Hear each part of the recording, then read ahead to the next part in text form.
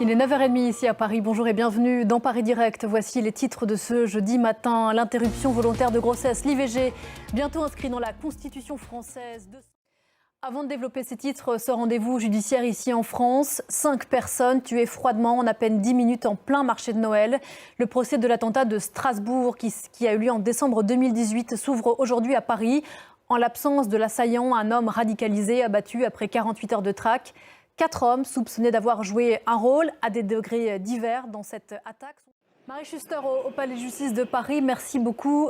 Marie, toujours dans l'actualité française, cette phrase: la loi détermine les conditions dans lesquelles s'exerce la liberté garantie à la femme d'avoir recours à une interruption volontaire de grossesse.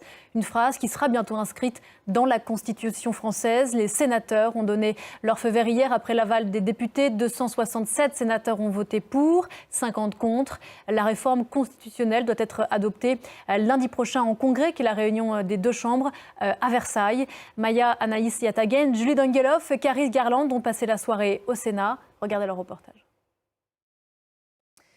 L'actualité de ce jeudi, c'est aussi encore le Proche-Orient, Rafah, Khan Younis ou encore le nord de la bande de Gaza, à nouveau bombardé ces dernières heures. On signale aussi des affrontements au sol dans le centre de l'enclave.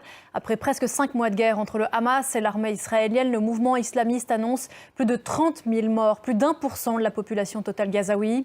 Alors que le programme alimentaire mondial alerte toujours sur le risque imminent de famine, les camions d'aide ne demandent qu'à franchir la frontière avec l'Égypte. Maya Anaïs Yatagen. Le maître du Kremlin s'apprête à prendre la parole près de la place Rouge. Vladimir Poutine prononce ce jeudi son discours à la nation, un rendez-vous annuel en pleine guerre en Ukraine. 1 an et demi après la mort de Mahsa Amini et de la révolte qui l'a suivie, combien seront-ils à se rendre au bureau de vote demain en Iran? Les élections législatives iraniennes se déroulent ce vendredi. Il est 9h43 ici à Paris. Je vous rappelle les principaux titres de ce jeudi. L'interruption volontaire de grossesse bientôt inscrite dans la Constitution française. Notre grand format à présent, il nous emmène aujourd'hui au Sénégal. Depuis l'annonce du report de la présidentielle par Macky Sall, le pays fait face, vous le savez, à une crise politique inédite. Un bras de fer qui oppose le gouvernement à ceux qui refusent le report de ce scrutin. Entre les deux se trouvent de nombreux Sénégalais prise en étau. Cette crise creuse aussi le fossé entre les citoyens et une partie de leurs représentants politiques.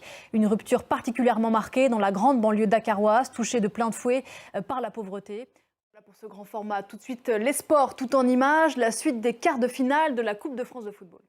Voilà pour l'essentiel de l'info. Dans un instant, le journal de 10h. C'était mon dernier Paris Direct. Je vais reculer à partir de lundi prochain mon réveil de 2h pour mieux vous retrouver dans un tout nouveau rendez-vous. Parlons-en à partir de 9h, heure de Paris. 3h pour tenter toujours de continuer à décrypter le monde. D'ici là, je vous souhaite de rester sur France 24 et je vous donne rendez-vous lundi prochain. Très bonne journée.